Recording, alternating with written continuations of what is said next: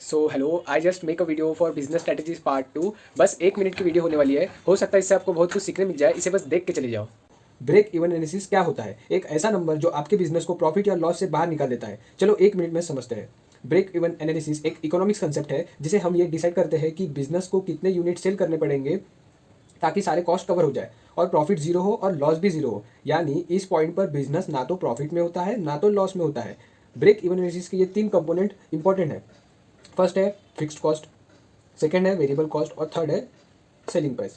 Fixed cost ये वो खर्चे होते हैं जो प्रोडक्शन हो या ना हो हमेशा सेम रहते हैं। जैसे रेंट, आपने एक इन्वेंटरी डाली है बिजनेस के लिए तो उसका जो रेंट है वो फिक्स्ड कॉस्ट हो गया।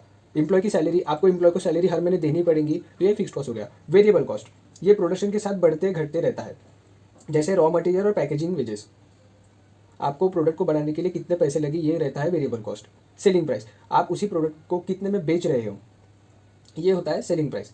अब इसको ब्रेक इवन एनालिसिस पॉइंट पे पुट करते हैं। यह है ब्रेक इवन एनालिसिस का फॉर्मूला।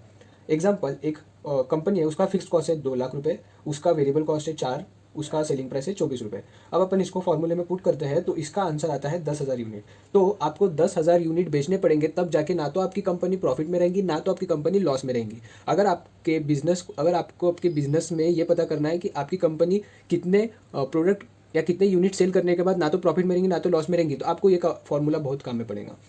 अब अपन देखते हैं ग्राफ। एक्स एक्सिस बताता है यूनिट सोल्ड हुआ, वाई एक्सिस बताता है रिवेन्यू। एक लाइन रिवेन्यू की, एक लाइन टोटल कॉस्ट की होती है। जहाँ दोनों लाइन इंटरसेक्ट हो रही है वही है ब्रेक इवन पॉइंट। सो ऐसे ही स्मार्ट बिजनेस कंसेप्ट के लिए मुझे फॉलो करो। मिलते हैं अगले वीडियो में। Thank you for watching.